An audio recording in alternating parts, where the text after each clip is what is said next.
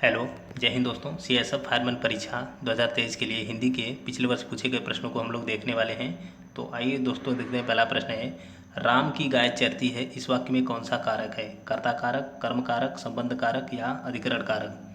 तो इसका आंसर होगा दोस्तों ऑप्शन नंबर सी, संबंध कारक। संबंध कारक की पहचान होती है जिसका प्रसर्ग होता है का की के, रा री रे, नानी ने। तो राम का संबंध गाय से है। ओके दोस्तों, तो इसमें संबंध कारक होगा। अगला प्रश्न है, सुंदरता में कौन सी संज्ञा है? व्यक्तिवाचक, समूहवाचक, जातिवाचक या भाववाचक? तो इसका आंसर होगा दोस्तों ऑप्शन नंबर डी, भाववाचक संज्ञा है। अगला प्रश्न है, लड़का पेड़ से गिरा, इस वाक्य में कौन सा कारक है? अपादान कारक, संप्रदान कारक, कर्म कारक या अधिकरण कारक? तो इसका आंसर क्या होगा? लड़का पेड़ से गिरा, अलगाव की स्थिति है, तो लड़का पेड़ से गिरा, अलगाव की स्थिति में कौन सा कारक होता है? तो अपादान कारक होता है। इसका आंसर होगा ऑप्शन नंबर ए, अपादान कारक। अगला प्रश्न है, प्रतिदिन शब्द में कौन सा समास होगा? द्विगु समास, कर्मधारय समास, अव्ययी भाव समास या तत्पुरुष समास? तो इसका आंसर होगा ऑप्शन नंबर डी, अव्ययी भाव समास। अगला प्रश्न है, भाई बहन में कौन सा समास होगा? कर्मधारय, बहुव्रीहि, द्वंद्व या द्विगु? तो इसका आंसर होगा दोस्तों ऑप्शन नंबर सी, द्वंद्व समास, जिसमें एक दूसरे के विपरीत शब्द होते हैं तो उसमें द्वंद्व समास होता है। जिसमें योजक चिन्ह लगे होते हैं वे सब द्वंद्व समास होते हैं। ओके दोस्तों, तो इसमें योजक चिन्ह बीच में है, इसलिए भी ये द्वंद्व समास होगा।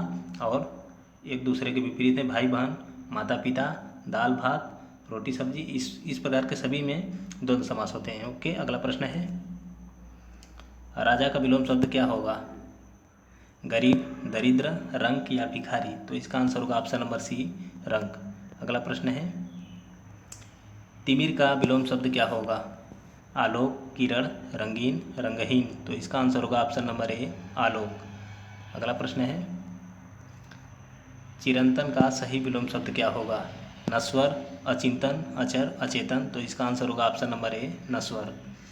अगला प्रश्न है, वर्तनी की दृष्टि से कौन सा शब्द सही है?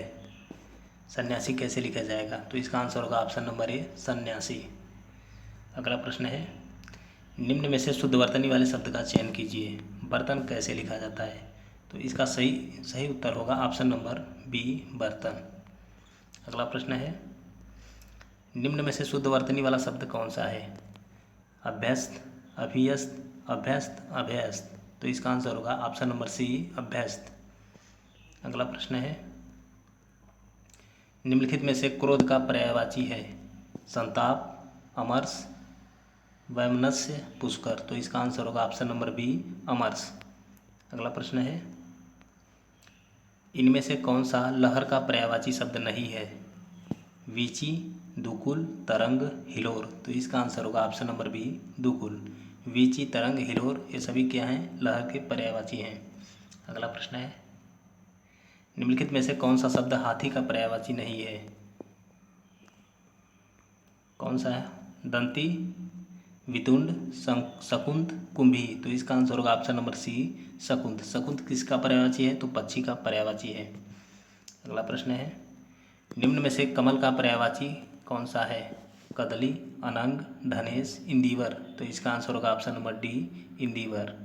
अगला प्रश्न है, निम्नलिखित वाक्यों में से कौन सा वाक्य शुद्ध है? पेड़ की पत्ता गिरी, पेड़ में से पत्ता गिरा, पत्ता गिर पड़ा पेड़ों से, या पेड़ से पत्ता गिरा? तो इसका आंसर होगा ऑप्शन नंबर डी, पेड़ से पत्ता गिरा।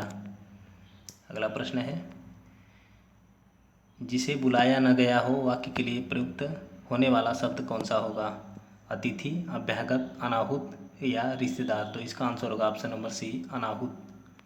अगला प्रश्न है, हवन में जलाने वाली लकड़ी के लिए शुद्ध शब्द क्या होगा? हवन सामग्री, वन काष्ठ, शुष्क काष्ठ, समीधा? तो इसका आंसर होगा ऑप्शन नंबर डी, समीधा। अगला प्रश्न है, जो अच्छे कुल में उत्पन्न हुआ हो, इस शब्द समूह के लिए एक शब्द क्या होगा?